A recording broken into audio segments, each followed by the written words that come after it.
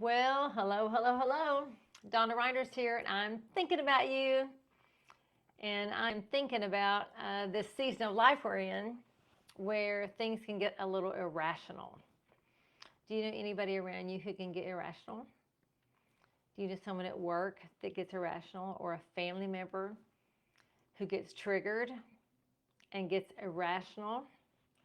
So I want to talk about the power of this feeling called irrationality. And I tell you, I was thinking about this a lot. It's really interesting because anybody can become irrational at any time. And it's really strange because you look at your emotions, and if you can figure out what the situation was and why you felt like that, it's very empowering because you can encourage yourself as you're being hit by these emotions, and you can bring yourself into a peace and into a calm. Or you can notice someone else is being hit with these emotions and you can stay calm, and you can choose not to trigger them into something more difficult than they're already going through, because sometimes someone is triggered by trauma inside their body. They're triggered mentally, emotionally. Maybe it is a holiday of some sort, and they're remembering something that's painful and it's causing them to just kind of go out of whack. Irrationality makes you behave really foolish sometimes. And usually it's an outward behavior, but sometimes the inside can be very irrational as well. It can be very overwhelming because you don't have wisdom when you're irrational, you see. And more than likely, you lean into some kind of false truths or outright lies. And you might have the truth about something, but when you're irrational, you take the emotional part of that truth, and it makes you feel like everybody's lying to you, that nobody's telling you the truth. And somehow, some way, it's like nothing going on makes sense to you. You can feel confused. You can, you can have such a strong lack of clarity that you won't even know what to do with yourself. You won't know what to do with somebody else either, because you feel so unclear about what's happening on the inside of you. And you're like, what is going on? And you may not even realize what's happening. You might feel so hazy and so cloudy, and not able to see, and having this lack of revelation like nobody's business. You feel flighty. You don't feel grounded. You won't have balance. Guess what? Your central nervous system is being impacted.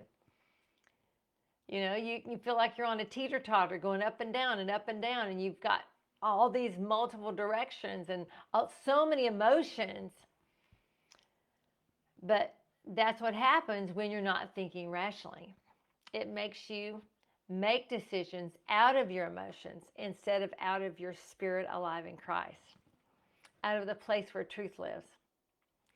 It might make sense to you even at the time because that's all that's happening. But when you're making it out of emotions and you're not thinking straight, it can be damaging to you. It can be damaging to others. It can be damaging down the road, right? So you have to train yourself to stop and say, wait, I'm not thinking straight. You have to think about what you're doing, what you're feeling, why you're feeling it. And you're having to do this while you're in a whirlwind. You can feel suspicious. I'm giving you all the ideas of so you can, when you feel these emotions, you can go, wait. This is what she was thinking about. This is what she was saying. You can feel suspicious about everybody around you. And you can start thinking, I wonder what they're thinking about me. I wonder what they want. I wonder what they're doing. I mean, you can go on this total trip on the inside of you, and you can love God till the cows come home, and it can still hit you like a ton of bricks. You can think everybody's against you, and you'll cause other people to even get involved. All of a sudden, you'll be asking other people, I wonder what they're thinking. All of a sudden, the whole world's involved in your drama. And now, not only were you responding from a trauma, but now you've introduced new drama, and now you've introduced drama to other people.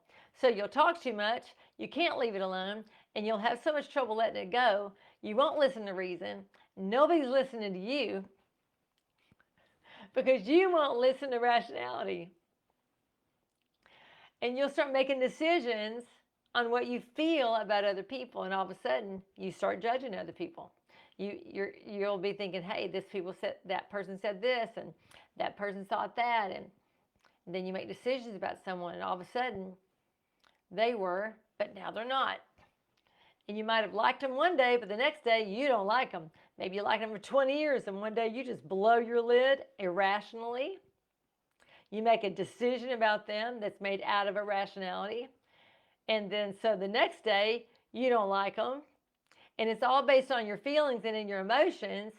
And it might have been based on some kind of twisted fact, but when your emotions get involved, you get completely off track. You go in a completely different direction. And, as a Christ follower, when those emotions take you into a different direction, away from truth, and you end up in a place where you don't forgive, because that's what will happen. You'll get so emotionally charged and so emotionally upset that your ego will get involved. And then you don't want to forget it, and you don't want to forgive, you see. And you'll make all this mess. It won't be a message. And it was never God.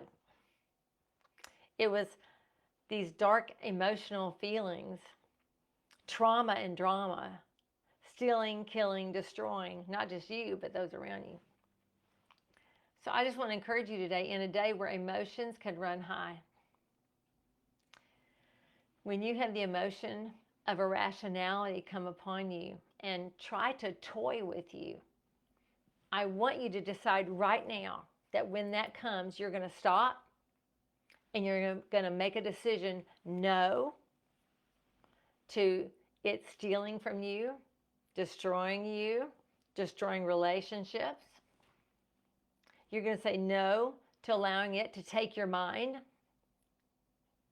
And you're not going to allow it to make a point. You know how? I just want to make a point, just want to make a point.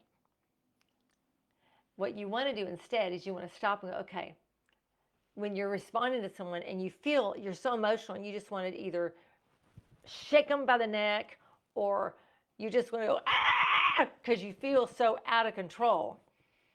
I want you instead to say this. I listened to what you said, and I'm not sure if it's what you said. Can you repeat it for me? Just say that. I'm so sorry. What did you say? Could you please say that again for me? Because I don't think I understood you clearly. Until you calm down. Until you calm down. And maybe it'll help the other person calm down. And if you're in a work situation and you have people around you who are irrational, don't get caught up in their drama. Don't create more trauma. Listen to the facts before getting your emotions involved. Don't cause yourself to move into a place where you're thinking about and you're talking about and you're gossiping about, you're accusing and all those things, because those take place through the emotion of rationality.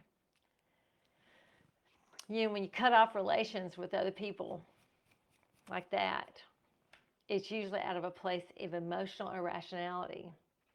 Even if you make a decision in the midst of that emotion, I'm just choosing to not be in a relationship, it was still out of emotions, still out of something probably very close to irrationality.